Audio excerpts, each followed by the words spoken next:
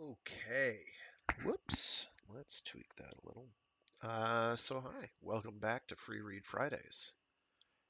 I'm your intrepid narrator, Fraggeth, and today is going to be a super short one because I'm not feeling too well.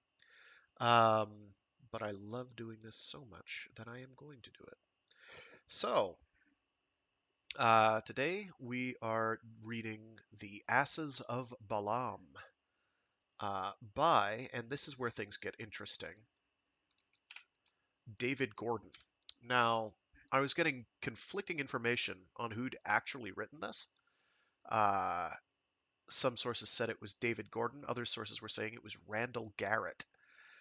So I looked up David Gordon, and it turns out David Gordon is a pseudonym, one of many pseudonyms of one Gordon Randall Philip David Garrett, the man of five first names, as I am now calling him. um, who was a fairly prolific science fiction author and fantasy author during the 50s and 60s. Um, so he wrote under a number of different names. Let's just get a couple of them here.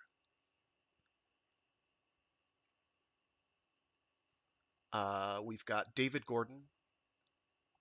We've got Gordon Garrett. We've got Ivar Jorgensen. We've got there was another one here. Oh, he wrote alongside a man named Robert Silverberg, who was writing as his pseudonym of Leonard G. Spencer. Uh, Another one with Silverberg, who was writing as Richard Greer. Then Gordon Aghill, Robert Randall. So these are all like the same couple guys, um, but with different pseudonyms, which I find fairly fascinating. So very, very prolific. Tons of short stories all the way into um, the 60s. Although he did die in 87 after contracting, I think it was meningitis.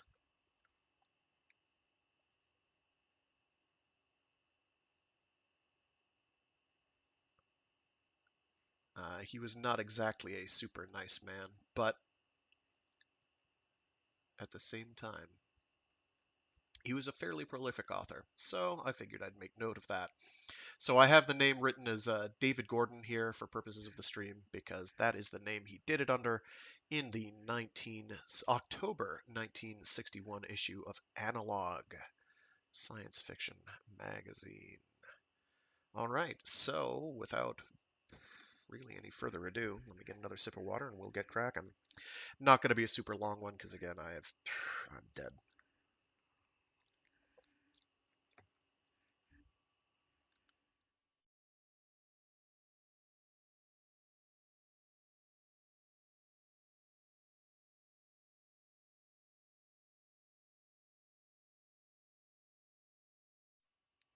The Asses of Balaam by David Gordon, illustrated by Schoenherr. The remarkable characteristic of Balaam's ass was that it was more perceptive than its master. Sometimes a child is more perceptive, because more straightforward and logical, than an adult. It is written in the book of Numbers that Balaam, a wise man of the Moabites, having been ordered by the king of Moab to put a curse upon the invading Israelites, mounted himself upon an ass and rode forth toward the camp of the children of Israel. On the road he met an angel with drawn sword, barring the way. Balaam, not seeing or recognizing the angel, kept urging his ass forward, but the ass recognized the angel and turned aside. Balaam smote the beast and forced it to return to the path, and again the angel blocked the way with drawn sword. And again the ass turned aside, despite the beating from Balaam, who, in his blindness, was unable to see the angel. When the ass stopped for the third time and lay down, refusing to go further, Balaam waxed exceeding wrath, and smote again the animal with a stick. Then the ass spoke, and said, Why dost thou beat me? I have always obeyed thee, and never have I failed thee. Have I ever been known to fail thee? And Balaam answered, No. And at that moment his eyes were opened, and he saw the angel before him. Studies in Scripture by Segewin of Iboricum.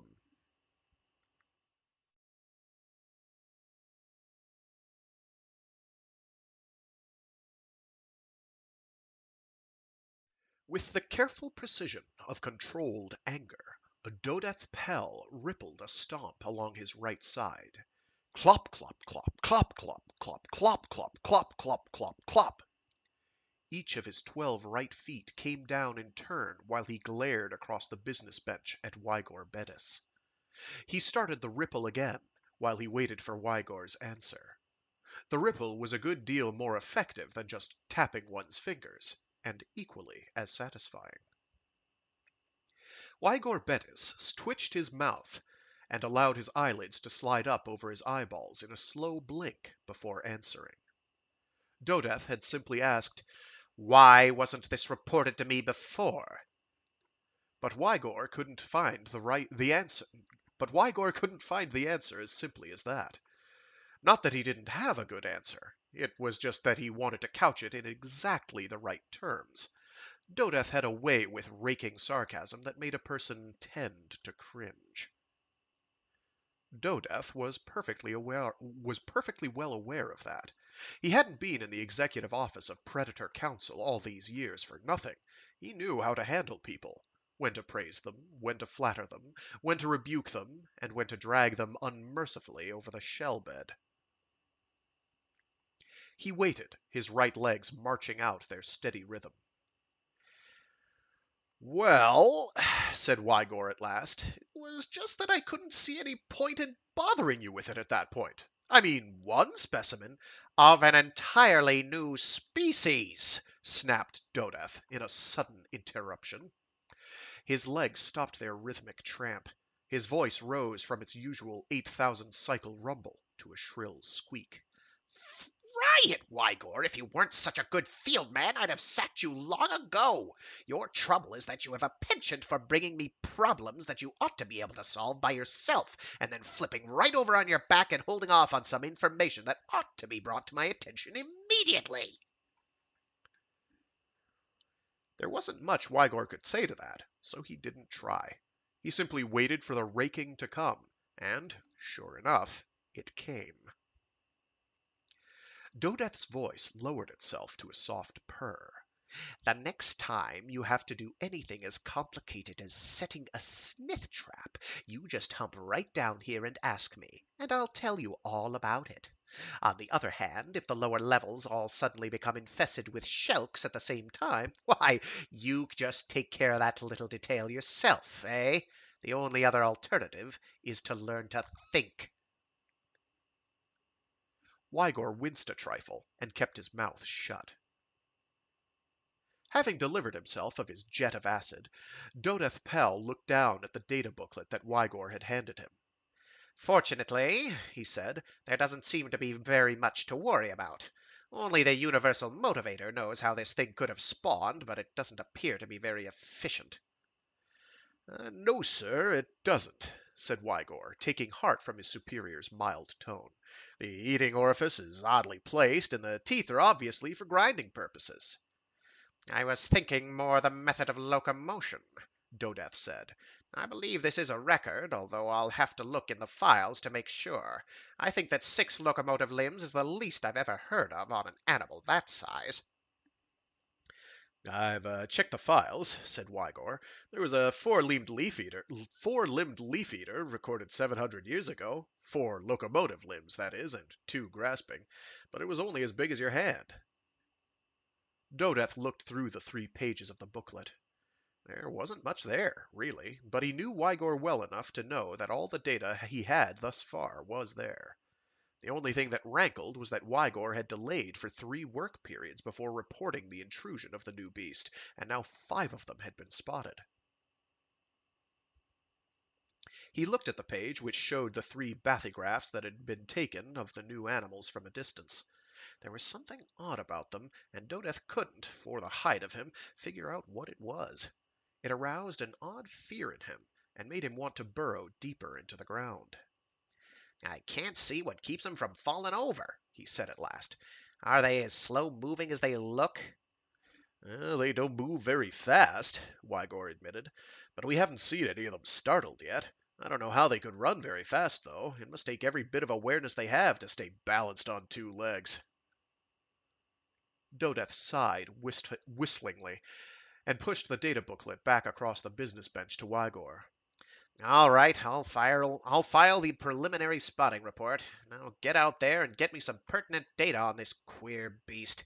Scramble off. Right away, sir. And, Wygor, Yes, sir. it's apparent that we have a totally new species here. It will be called a Wygorex, of course, but it would be better if we waited until we could make a full report to the keepers. So don't let any of this out, especially to the other septs. No, certainly not, sir. Not a whistle. Anything else? Just keep me posted, that's all. Scramble off. After Wygor had obediently scrambled off, Dodeth relaxed all his knees and sank to his belly in thought. His job was not an easy one. He would like to have his office get full credit for discovering a new species, just as Wygor had, understandably enough, wanted to get his share of the credit. On the other hand, one had to be careful that holding back information did not constitute any danger to the balance. Above all, the balance must be preserved. Even the snith had its place in the ecological balance of the world, although one didn't like to think about sniths as being particularly useful. After all, every animal, every planet had its place in the scheme. Each contributed its little bit to maintaining the balance. Each had its niche in the ecological architecture, as Dodeth liked to think of it. The trouble was that the balance was a shifting, swinging, ever-changing thing. Living tissues carried the genes of heredity in them, and living tissues are notoriously plastic under the influence of the proper radiation or particle bombardment, and animals would cross the poles. The world had been excellently designed by the universal motivator for the development and evolution of life. Again, the concept of the balance showed in his in his mighty works. Suppose, for instance, that the world rotated more rapidly about its axis, thereby exposing the whole surface periodically to the deadly radiation of the blue sun, instead of having a rotation period that, combined with the eccentricity of the world's orbit, gave it just enough libration to expose only 63% to the rays, leaving the remaining 37% in twilight or darkness. Or suppose the orbit were so nearly circular that there were no perceptible libration at all. One side would burn eternally, and the other side would freeze, since there would be no seasonal winds blowing first east, then west, bringing the warmth of the blue sun from the other side. Or again, suppose there were no moon and no yellow sun to give light to the dark side. Who could live in an everlasting night? Or suppose that the magnetic field of the world were too weak to focus the majority of the blue sun's output of electrons and ions to the poles. How could life have evolved at all? Balance. And the ultimate universal motivator had put part of the responsibility into the hands of his only intelligent species, and a part of that part had been put into the hands of Dodeth Pell as the head of Predator Control. Fry it. Something was niggling at the back of Dodeth's mind, and no amount of philosophizing would shake it. He reached into the drawer of the business bench and pulled out the duplicate of Wygor's data booklet. He flipped it open and looked at the bathygraphs again.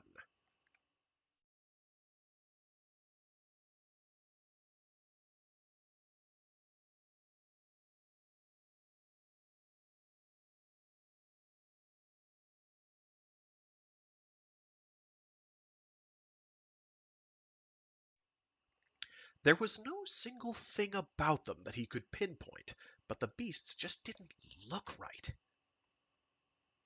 Dodeth Pell had seen many monstrous animals in his life, but none like this.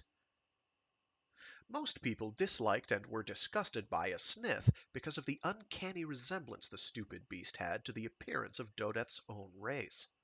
There could be no question of the genetic linkage between the two species, but, in spite of the physical similarities, their actions were controlled almost entirely by instinct instead of reason. They were like some sort of idiot parody of intelligent beings. But it was their similarity which made them loathsome. Why should Dodeth Pell feel a like emotion when he saw the bathygraphs of the two-legged thing? Certainly there was no similarity. Wait a minute. He looked carefully at the three-dimensional pictures again. Fry it! He couldn't be sure. After all, he wasn't a geneticist. Checking the files wouldn't be enough. He wouldn't know how to ask the proper cross-filing questions. He lolled his tongue out and absently rasped at a slight itch on the back of his hand while he thought. If his hunch were correct, then it was time to call in outside help now instead of waiting for more information. Still, he needn't necessarily call in official expert help just yet. If he could just get a lead, enough to verify or disprove the possibility of his hunch being correct, that would be enough for a day or two, until Wygor got more data. There was always Yerdeth, an older para-brother on his prime father's side. Yerdeth had studied genetics, theoretical, not applied, with the thought of going into control, and kept on dabbling in it even after he had discovered that his talents lay in the robot design field. Ardan, he said sharply. At the other end of the office, the robot assistant ceased his work for a moment. Yes, sir. come here a moment. I want you to look at something. Yes, sir. The robot's segmented body was built very much like Dodeth's own, except that instead of the 12 pairs of legs that supported Dodeth's body, the robot was equipped with wheels, each suspended separately and equipped with its individual power source.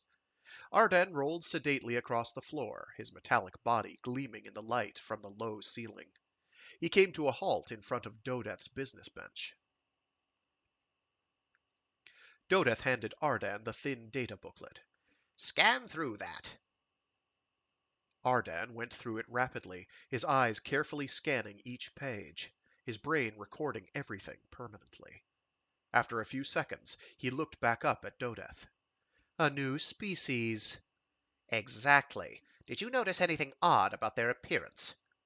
Naturally, said Ardan. Since their like has never been seen before, it is axiomatic that they would appear odd. Fry it, Dodeth thought. He should have known better than to ask a question like that of Ardan. To ask it to determine what might be called second-order strangeness in a pattern that was strange in the first place was asking too much of a robot. Very well, then. Make an appointment for this evening with Yerdeth Pell. I would like to see him at his home, if it is convenient. Yes, sir, said the robot.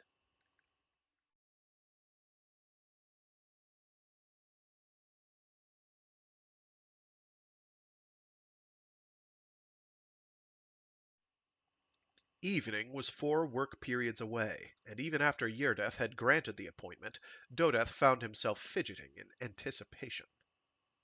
Twice, during the following work periods, Wygor came in with more information. He had gone above ground with a group of protection robots, finally, to take a look at the new animals himself, but he hadn't yet managed to obtain enough data to make a definitive report on the strange beasts. But the lack of data was, in itself, significant. Dodeth usually liked to walk through the broad tunnels of the main thoroughfares, since he didn't particularly care to ride robot back for so short a distance, but this time he was in such a hurry to see Yerdeth that he decided to let Ardan take him. He climbed aboard, clamped his legs to the robot's sides, and said, To Yerdeth Pell's. The robot said, Yes, sir, and rolled out to the side tunnel that led toward one of the main robot tunnels. When they finally came to a tunnel labeled Robots and Passengers Only, Ardan rolled into it and revved his wheels up to high speed, shooting down the tunnelway at a much higher velocity than Dodeth could possibly have run. The tunnelway was crowded with passenger-carrying robots, and with robots alone, carrying out orders from their masters. But there was no danger. No robot could harm any of Dodeth's race, nor could any robot stand idly by while someone was harmed. Even in the most crowded of conditions, every robot in the area had one thing foremost in his mind: the safety of every human within sight or hearing. Dodeth ignored the traffic altogether. He had other things to think about, and he knew, without even bothering to consider it, that Ardan could be relied upon to take care of everything. Even if it cost him his own pseudo-life, Ardan would do everything in his power to preserve the safety and health of his passenger. Once in a while, in unusual circumstances, a robot would even disobey orders to save a life, for obedience was strictly secondary to the sanctity of human life, just as the robot's desire to preserve his own pseudo-living existence was outranked by the desire to obey. Dodeth thought about his job, but he carefully kept his mind off the new beasts. He knew that fussing in his mind over them wouldn't do him any good until he had more to work with, things which only his para-brother, Yerdeth, could supply him. Besides, there was the problem of what to do about the Hercule breeding sites, which were being encroached upon by the Quiggies. Some of the swamps on the surface, especially those that approached the hot belts, were being dried out and filled with dust, which decreased the area where the Hercule could lay its eggs, but increased the nesting sites for Quiggies. That, of course, was a yearly cycle, in general. As the blue sun moved from one side to the other, and the winds shifted accordingly, the swamps near the twilight border would dry out or fill up accordingly. But this year the eastern swamps weren't filling up as they should, and some precautionary measures would have to be taken to prevent too great a shift in the Hercule-Quiggy balance. Then there was the compensating migratory shift of the hotland beasts, those which lived in the areas where the slanting rays of the blue sun could actually touch them, and which could not stand the, to them, terrible cold of the darklands. Instead, they moved back and forth with the blue sun, and remained in their own area, a hot, dry, fiery, bright hinterland, occupied by gnurs, gpols, and other horrendous beasts. Beyond those areas, according to the robot patrols which had reconnoitered there, nothing lived. Nothing could. No protoplasmic being could exist under the direct rays of the blue sun. Even the metal and translite bodies of a robot wouldn't long protect the sensitive mechanisms within from the furnace heat of the huge star. Each species had its niche in the world. Some, like the Hercule, lived in swamp water. Others lived in lakes and streams. Still others flew in the skies, or roamed the surface, or climbed the great trees. Some, like Dodeth's own people, lived beneath the surface. The one thing an intelligent species had to be most careful about was not to disturb the balance with their abilities, but to work to preserve it. In the past there had been those who had built cities on the surface, but the cities had removed the natural growth from large areas, which, in turn, had forced the city people to import their food from outside the cities. And that had meant an enforced increase in the cultivation of the remaining soil, which destroyed the habitats of other animals, besides depleting the soil itself. The only sensible way was to live under the farmlands, so that no man was ever more than a few hundred feet from the food supply. The universal motivator had chosen that their species should evolve in burrows beneath the surface, and if that was the niche chosen for Dodeth's people, then that was obviously where they should remain to keep the balance. Of course, the Snith, too, was an underground animal, though the tunnels were unlined. The Snith's tunnels ran between and around the armored tunnels of Dodeth's people, so that each city surrounded the other without contact, if the burrows of the Snith could properly be called a city. Yerdeth Pell's residence, said Ardan. Ah, yes. Dodeth, his thoughts interrupted, slid off the back of the robot and flexed his legs. Wait here, Ardan. I'll be back in an hour or so. Then he scrambled over to the door which led to Yerdeth's apartment.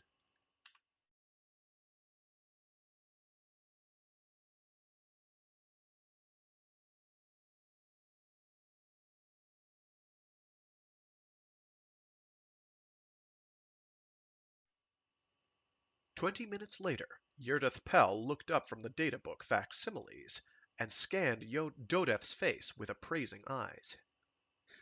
Very cute, he said at last with a slight chuckle. Now, I want to know what I want to know is someone playing a joke on you, or are you playing a joke on me? Dodeth's eyelids slid upwards in a fast blink of surprise. What do you mean? Why, these bathygraphs! Yerdith rapped the bathygraphs with a wrinkled, horny hand. He was a good deal older than Dodeth, and his voice had a tendency to rasp a little when the frequency went above 20,000 cycles. They're very good, of course. Very good. The models have very fine detail to them. The eyes, especially, are good. They look as if they really ought to be built that way. He smiled and looked up at Dodeth. Dodeth resisted an urge to ripple a stomp. Well, he said impatiently. Well, they can't be real, you know, Yerdith replied mildly. Why not? Ah, come now, Dodeth. What did it evolve from? An animal doesn't just spring out of nowhere, you know. New species are discovered occasionally, Dodeth said, and there are plenty of mutants and just plain freaks. Certainly, certainly. But you don't hatch a snith out of a Hercule egg. Where are your intermediate stages? Is it possible that we may have missed the intermediate stage? I said stages plural.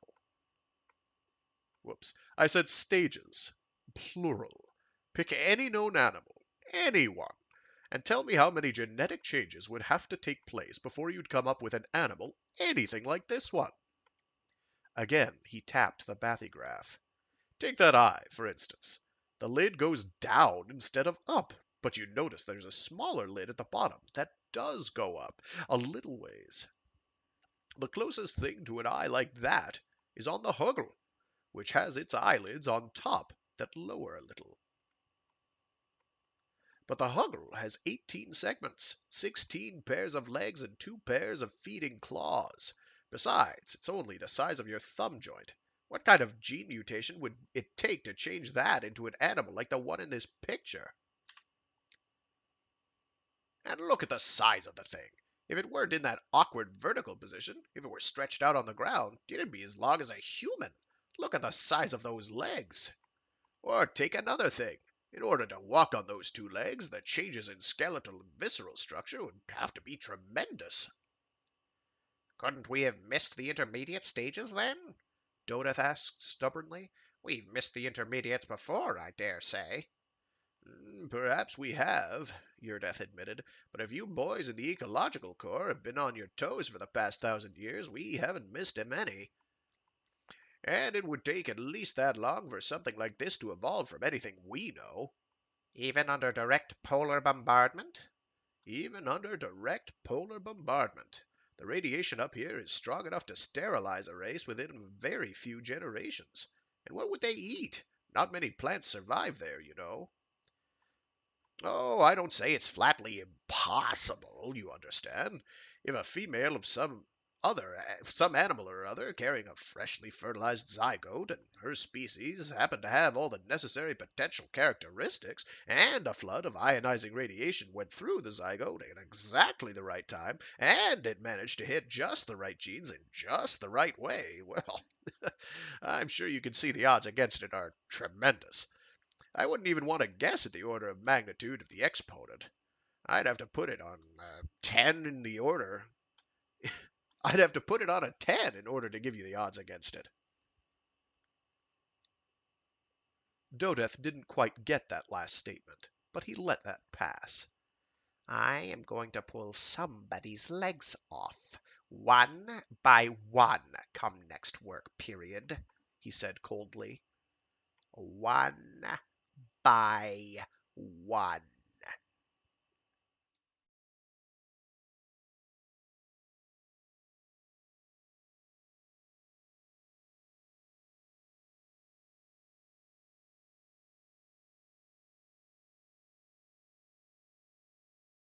He didn't, though.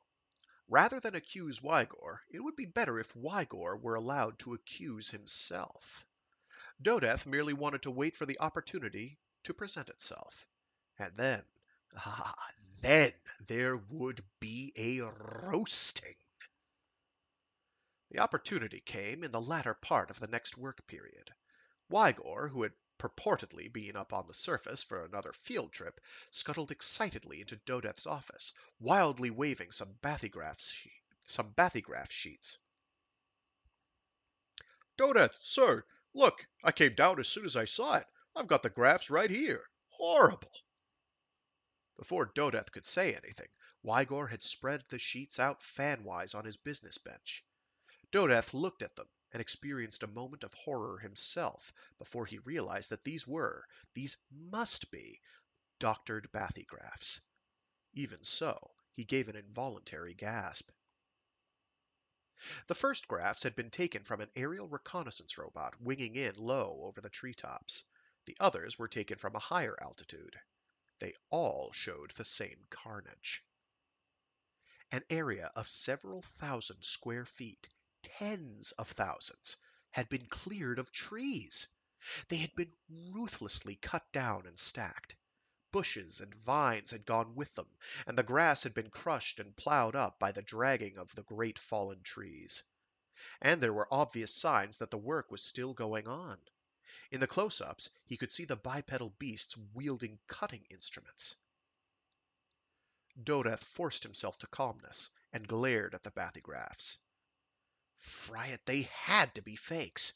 A new species might appear only once in 100 years, but according to Yerdeth, this couldn't possibly be a new species.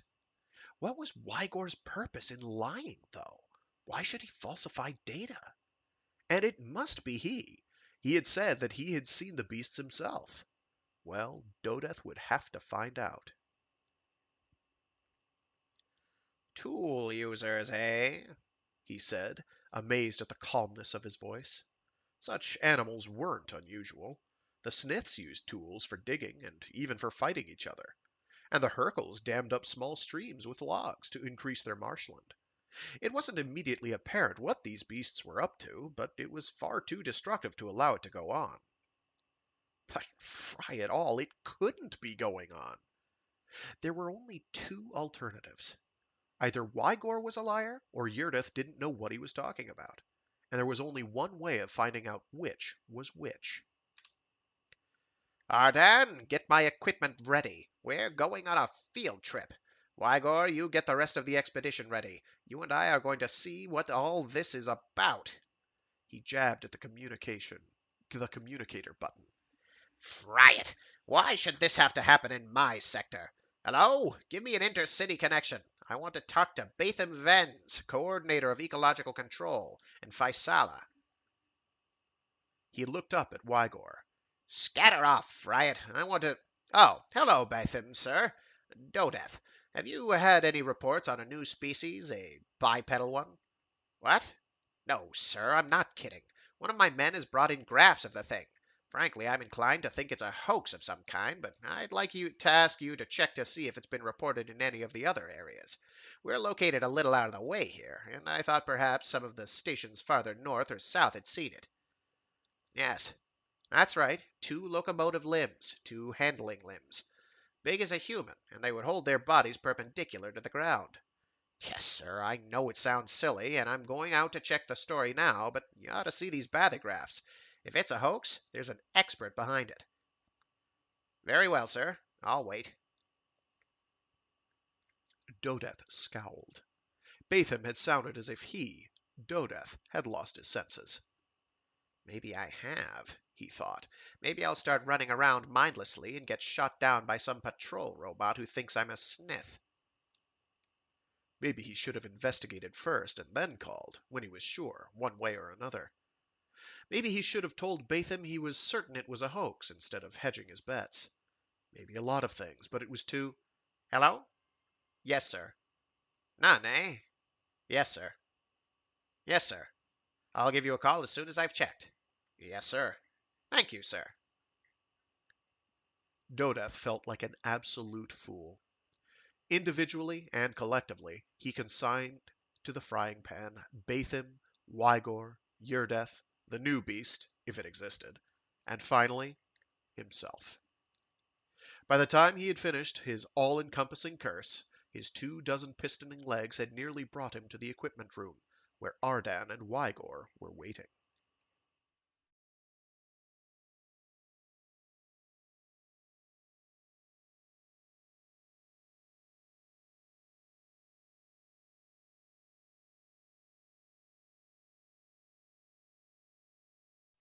4 hours and more of steady traveling did very little to sweeten Dodeth Pell's temper. The armored car was uncomfortable, and the silence within it even more uncomfortable. He did not at all feel like making small talk with Wygor, and he had nothing as yet to say to Ardan or the patrol robots who were rolling along with the armored car.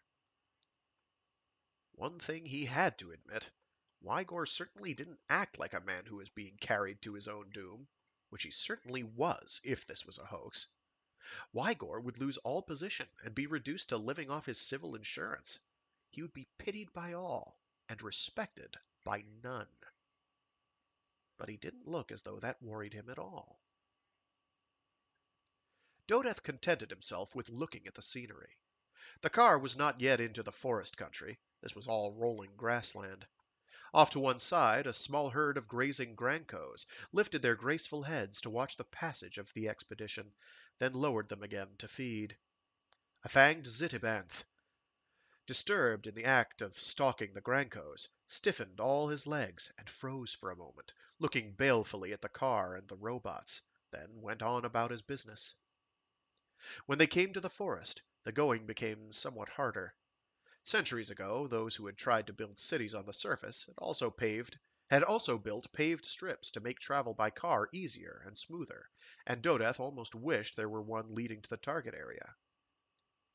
Friot, he hated traveling, especially in a lurching armored car. He wished he were bored enough or tired enough to go to sleep. At last, at long last, Wygor ordered the car to stop. We're within 2 miles of the clearing, sir, he told Dodeth. All right, Dodeth said morosely. We'll go the rest of the way on foot. I don't want to startle them at this stage of the game, so keep it quiet and stay hidden. Tell the patrol robots to spread out, and tell them I want all the movie shots we can get. I want all the keepers to see these things in action. Got that? Let's get moving. They crept forward through the forest, Dodeth and Ardan taking the right, while Wygor and his own robot, Arsam, stayed a few yards away to the left. They were all expert woodsmen, Dodeth and Wygor by training and experience, and the robots by indoctrination. Even so, Dodeth never felt completely comfortable above ground, with nothing over his head but the clouded sky. The team had purposely chosen to approach from a small rise, where they could look down on the clearing without being seen. And when they reached the incline that led up to the ridge, one of the armed patrol robots who had been in the lead took a look over the ridge and then scuttled back to Dodeth. There, there, sir. What are they doing? Dodeth asked, scarcely daring to believe. Feeding, I believe, sir. They aren't cutting down any trees now. They're just sitting on one of the logs, feeding themselves with their handling limbs. How many are there? 20, sir. I'll take a look. He scrambled up the ridge and peeked over. And there they were, less than a quarter of a mile away. Dazedly, Dodeth took a pair of field glasses from Ardan and focused them on the group. Oh, they were real, all right. No doubt of that. None whatever. Mechanically, he counted them. 20. Most of them were feeding, but 4 of them seemed to be standing a little apart from the others, watching the forest, acting as lookouts. Typical herd action, Dodeth thought.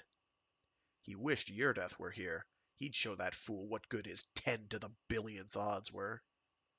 And yet, in another way, Dodeth had the feeling that his para-brother was right. How could the life of the world have suddenly evolved such creatures? For they looked even more impossible when seen in the flesh.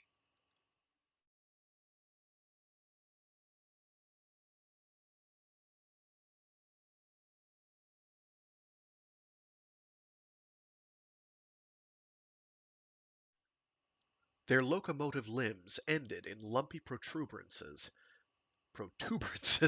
that showed no sign of toes, and they were covered all over with a dull gray hide, except for the hands at the ends of their handling limbs, and the necks and the faces of their oddly shaped heads, where the skin ranged in color from a pinkish to a definitive brown, depending on the individual.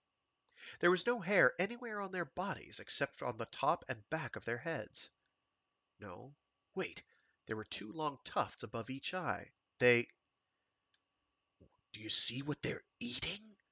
Wygor's voice whispered. Dodeth hadn't. He'd been too busy looking at the things themselves. But when he did notice, he made a noise like a throttled yeep. Hercles. There were few enough of the animals.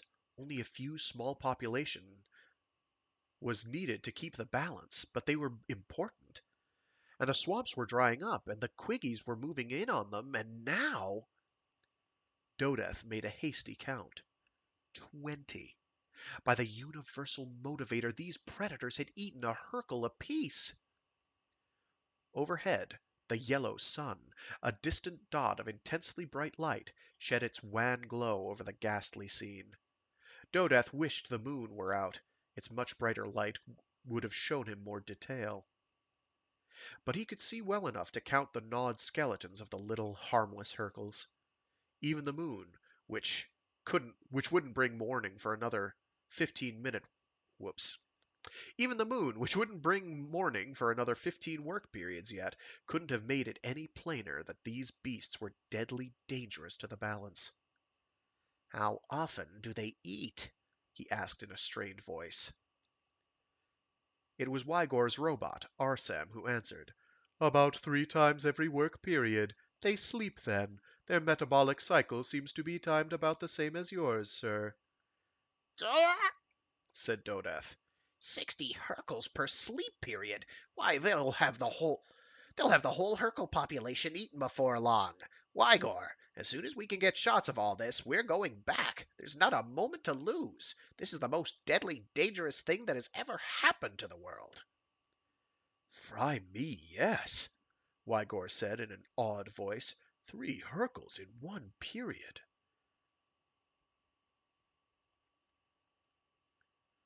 Allow me to correct you, sir, said the patrol robot. They do not eat that many Hercles. They eat other things besides. Like what, for instance? Dodeth asked in a choked voice. The robot told him, and Dodeth groaned. Omnivores, that's even worse. Ardan, pass the word to the scouts to get their pictures and meet at that tree down there behind us in 10 minutes. We've got to get back to the city.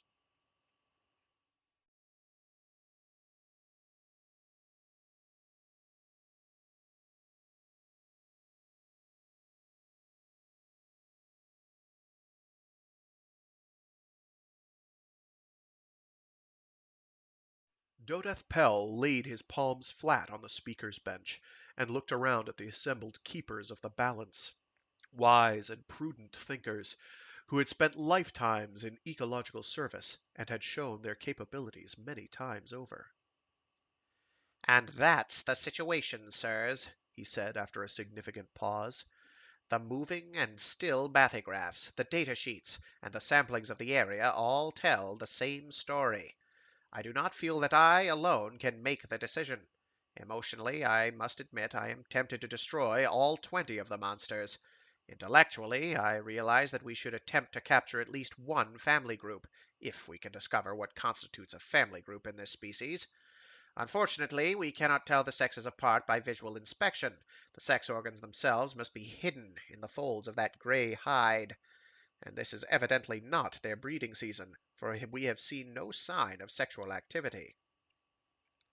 We have very little time, sirs, it seems to me. The damage they have already done will take years to repair, and the danger of upsetting the balance irreparably grows exponentially greater with every passing work period. Sirs, I ask your advice and your decision. There was a murmur of approval for his presentation as he came down from the speaker's bench. Then the keepers went into their respective committee meetings to discuss the various problems of detail that had arisen out of the one great problem. Dodeth went to an anteroom and tried to relax and get a little sleep, though he doubted he'd get any. His nerves were too much on edge.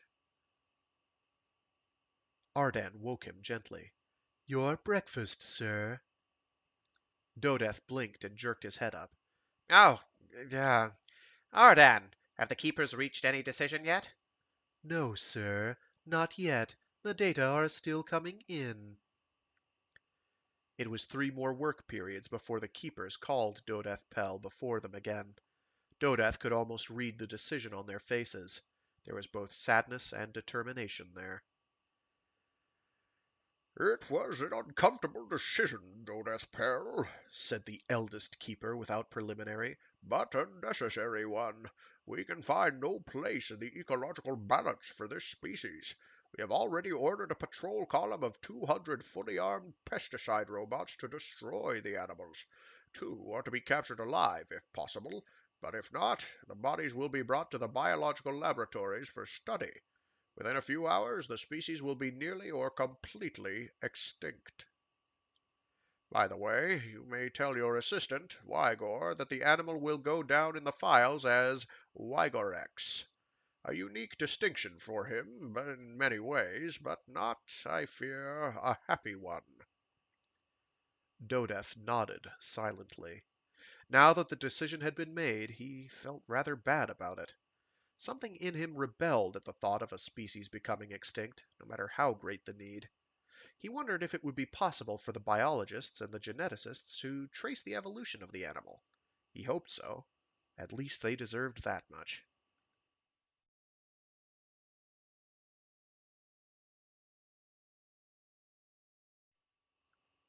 Dodeth Pell delayed returning to his own city.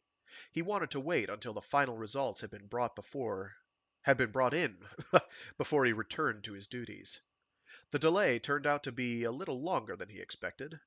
Much longer, in fact. The communicator in his temporary room buzzed, and when he answered, Wygor's voice came to him, a rush of excited words that didn't make any sense at all at first. And when it did make sense, he didn't believe it. What? He squealed. What? I said, Wygor repeated, that the report has come back from the pesticide column. They found no trace of any such animal as we've described. They're nowhere to be found, in or near the clearing. I think, said Dodeth very calmly, that I'll take a little trip over to the bright side and take up permanent residence there. It's going to be pretty hot for me around here before long. And he cut the connection without waiting for Wygor's answer.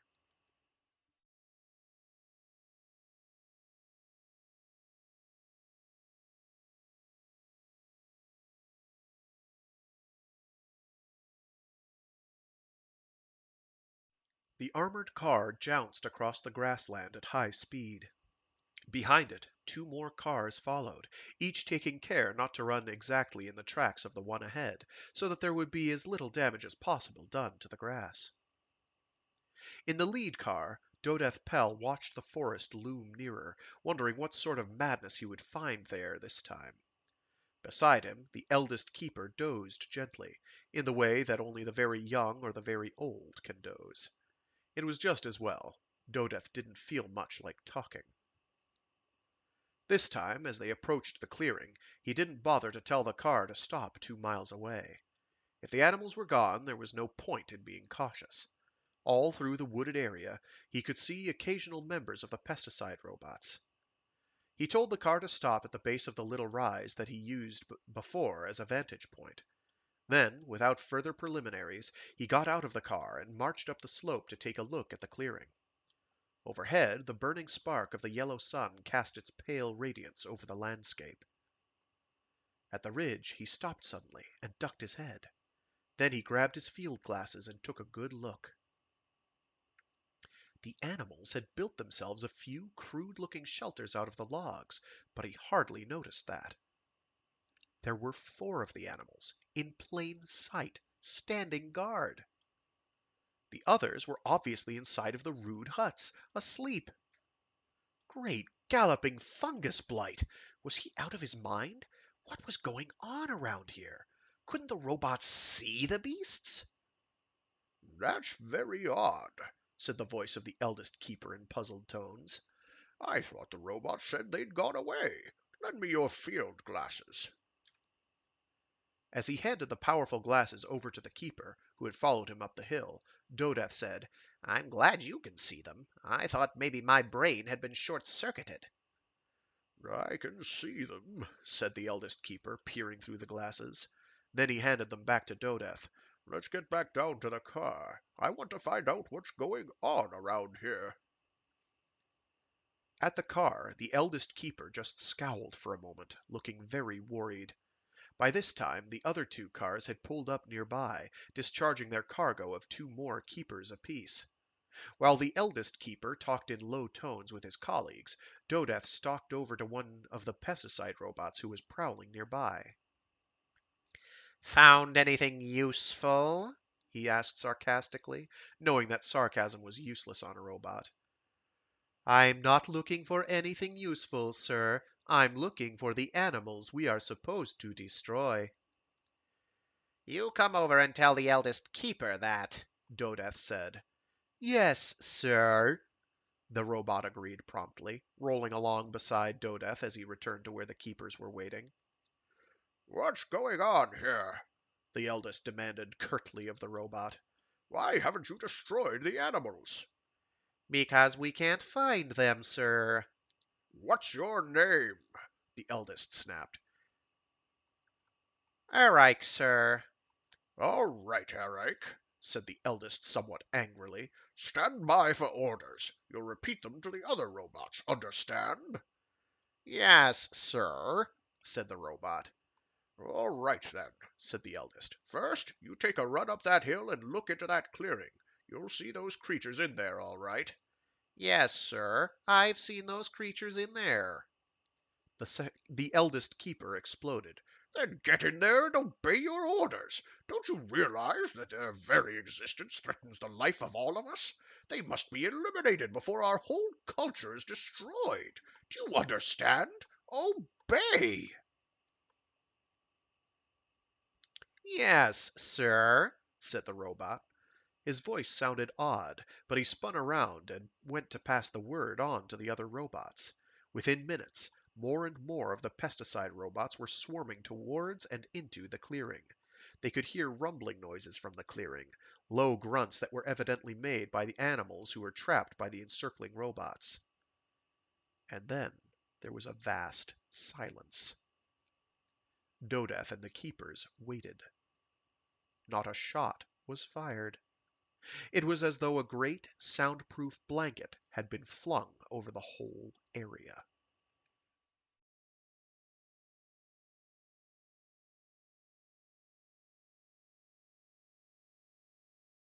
what in the unknown name of the universal motivator is going on around here? Said Dodeth in a hushed tone. He wondered how many times he had asked himself that. We may as well take a look, said the eldest keeper. 200 pesticide robots were ranged around the perimeter of the clearing, their weapons facing inward. Not a one of them moved. Inside the circle of machines, the 20 Wygorex stood motionless, watching the ring of robots. Now and then, one of them gave a deep, coughing rumble, but otherwise they made no noise. Dodeth Pell could stand it no longer. Robots! He shouted as loudly as he could, his voice shrill with urgency. I order you to fire! It was as though he hadn't said a word. Both robots and Wygorex ignored him completely. Dodeth turned and yelled to one of the patrol robots that was standing nearby. You! What's your name? Arvam, sir. Arvam, can you tell me what it is those things have done to the robots? They haven't done anything, sir. Then why don't the robots fire as they've been told? Dodeth didn't want to admit it, even to himself, but he was badly frightened. He had never heard of a robot behaving this way before. They can't, sir. They can't? Don't they realize that if those things aren't killed, we may all die? I didn't know that, said the patrol robot. If we do not kill them, then you may be killed, and you have ordered us to kill them. But if we obey your orders, then we will kill them, and that will mean that you won't be killed, but they will. So we can't do that. But if we don't, then you will be killed, and we must obey, and that means we must. But we can't. But if we don't, we will, and we can't, so we must, but we can't. If we don't, we will, so we must, but we can't, but we. He kept repeating it over and over again, and on and on and on. Stop that! Snapped Dodath, but the robot didn't even seem to hear. Dodath was really frightened now. He looked back at the five keepers and scuttled toward them. What's wrong with the robots? He asked shrilly. They've never failed us before. The elder keeper looked at him. What makes you think they've failed us now? He asked softly.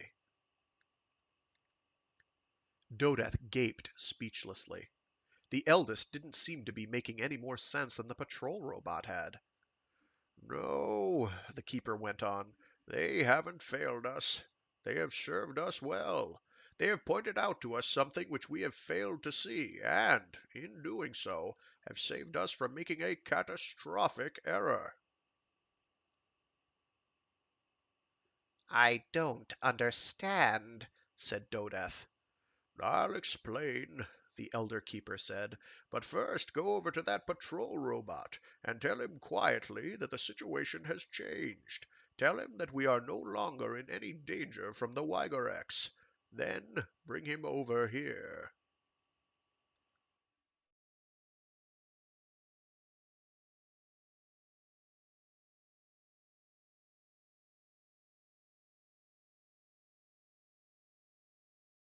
Dodath did as he was told, without understanding at all. I still don't understand, sir, he said bewilderedly. Doneth, what would happen if I told Arvam here to fire on you? Why, why he'd refuse. Why should he? Because I'm human. That's the most basic robot command. I don't know, the eldest said, eyeing Dodath shrewdly. You might not be a human. You might be a snith. You look like a snith. Dodath swallowed the insult, wondering what the eldest meant. Arvam, the eldest keeper said to the robot, doesn't he look like a snith to you? Yes, sir, Arvam agreed. Dodath swallowed that one, too. Then how do you know he isn't a snith, Arvam? Because he behaves like a human, sir. A snith does not behave like a human. And if something does behave like a human, what then? Anything that behaves like a human is human, sir. Dodath suddenly felt as though his eyes had suddenly focused after being unfocused for a long time. He gestured toward the clearing. You mean those things are human? Yes, sir, said Arvam solidly. But they don't even talk. Pardon me for correcting you, sir, but they do. I cannot understand their speech, but the pattern is clearly recognizable as speech. Most of their conversation is carried on in tones of subsonic frequency, so your ears cannot hear it. Apparently, your voices are supersonic to them. Well, I'll be fried, said Dodath. He looked at the elder keeper. That's why the robots reported they couldn't find any animal of that description in the vicinity. Certainly, there weren't any. And we were so fooled by their monstrous appearance that we didn't pay attention to their actions, said Dodath. Exactly. But that makes the puzzle even worse, said Dodath. How could such a creature evolve? Look! Interrupted one of the other keepers, pointing. Up there in the sky! It's a bird, it's a plane, it's Superman! All eyes turned toward the direction the finger pointed. It was a silvery speck in the sky that moved and became larger. I don't think they're from our world at all, said the eldest keeper. He turned to the patrol robot. Arvum, go down and tell the pesticide robots that there is no danger to us. They're still confused, and I have a feeling that the humans in that ship up there might not like it if we are caught pointing guns at their friends. As Arvam rolled off, Dodeth said, Another world? Why not? Asked the eldest. The moon, after all, is another world, smaller than ours, to be sure, and airless, but still another world. We haven't thought too much about other worlds because we have our own world to take care of. But there was a time, back in the days of the builders of the surface cities, when our people dreamed such things. But our moon was the only one close enough, and there was no point in going to a place which is even more hellish than our bright side. But suppose the yellow sun also has a planet, or maybe even one of the more distant suns, which are hardly more than glimmers of light. They came, and they landed a few of their party to make a small clearing. Then the ship went somewhere else, to the dark side of our moon, maybe, I don't know. But they were within calling range, for the ship was called as soon as trouble appeared. We don't know anything about them yet, but we will. And we've got to show them that we, too, are human. We have a job ahead of us, a job of communication. But we also have a great future if we handle things right. Dodeth watched the ship, now grown to a silvery globe of tremendous size, drift slowly downward toward the clearing. He felt an inward glow of intense anticipation, and he fidgeted impatiently as he waited to see what would happen next. He rippled a stomp. The end. And that was The Asses of Balaam by Randall Garrett, or David Gordon, if you prefer. All right. Hopefully people dug that one. Nice little parable. I love the illustrations. These illustrations are killer. Really detailed. Of these nice hairy caterpillar creatures that are so cute. Um, doing, hairy caterpillar ecologist things, which is also cool. So yeah, thanks for tuning in. I am gonna have to call it early. I know, very, very, very, very short today. Um, But them's the breaks. uh, so yeah, next week, hopefully, I will be starting Heavy Time by CJ Cherry. Cherry. Uh, that should be interesting. Um, I'm pretty excited personally. I'm quite a fan of CJ Cherry's, particularly of her Merchanter universe that she's got, Alliance Space, and the Age of Reproachment. Uh, it's it's fabulously fleshed out. She has a really interesting way of telling stories of major events that are occurring, where the principal characters that you're following aren't necessarily the most important. They're not really important to the narrative. It's kind of like what's a good example of this? Um, like if you remember Final Fantasy Tactics and the plot of that, where it's kind of telling a story by telling you a different one. So you get like the outline of the major plot events by following completely different details. And that's kind of how a lot of her stuff goes, particularly Heavy Time and Down Below Station, where like there's this major plot event where if a historian was writing about it, it would be told in a very different perspective, but it's being told by the people who are there on the ground as it's happening. And so like the significance of certain things happening isn't necessarily apparent for the future. It's very cool. Very believable. It adds this verisimilitude that's absolutely nutty. Um, so I'm quite a fan. I hope people dig that. I hope people dug this. If they didn't, sorry. I'm not at 100% today. um, as evidenced by me mangling half of what I had to read. It also doesn't help that it's in pretty small type um, on my computer screen, so I'm just like, I have to see it. But you can read along with me and see how badly I mangled it. So that's nice. Yeah, I also do other streams throughout the week. I have a Mecha Monday stream where I do something giant robot related or mecha adjacent.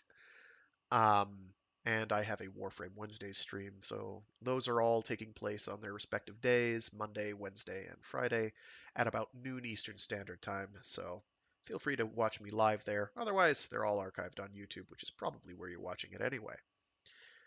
Alrighty. Thanks again for tuning in. Have a good one. Feel better than I do, and don't be too chilly. Things are getting cold out there. So stay toast. Alrighty. See you later, and good day. Bye.